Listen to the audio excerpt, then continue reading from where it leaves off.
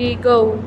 We are delighted to welcome you to Faithful Fellowship, a community rooted in Christ, united in love and committed to walking faithfully with one another. Hi, I am Good Samaritan Adrian, the father of the group, and my Bible verse is Corinthians chapter 12, verse 9. My grace is all you need, for my power is the greatest when you are weak. It means I always want to give a helping hand. And this is the father of the group. Hi, I'm Kai Hazel.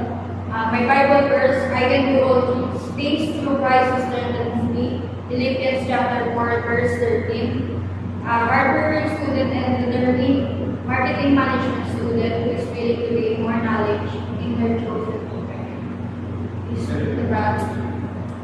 Hello, my name is Compassion Anna, and the Bible verse that I chose is Romans chapter 12, verse 12. Be joyful in hope, patient in affection, and faithful in prayers.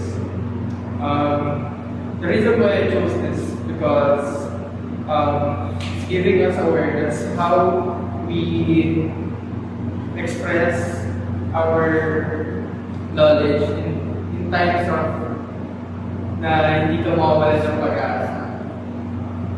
Time of your God and all, a resilient man. My favorite Bible verse is Isaiah 40:31. But those who hope in the Lord will renew their strength.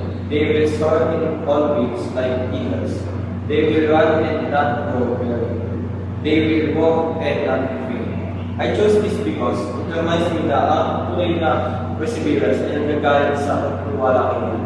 Kahit kapag humina o pagod ako, siya ang bibigay ng bagong lakas at tumutulong sa akin na malampasan ang challenges ng English school. Then this is our Saint Albert the Great.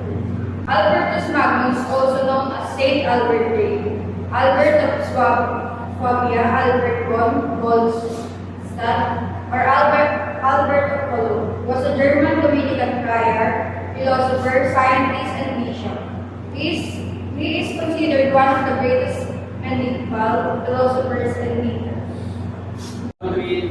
Pray more, worry less. Pray more, worry less. Pray more, worry less. Pray more, worry less. Pray more, worry less. Pray more, worry less. Jesus is Lord. Jesus is Lord. Praise the Lord. Praise the Lord. We believe. We believe By His grace. by His grace, By His grace. by His grace, By His grace. by His grace. We are the group of Grateful Fellowship.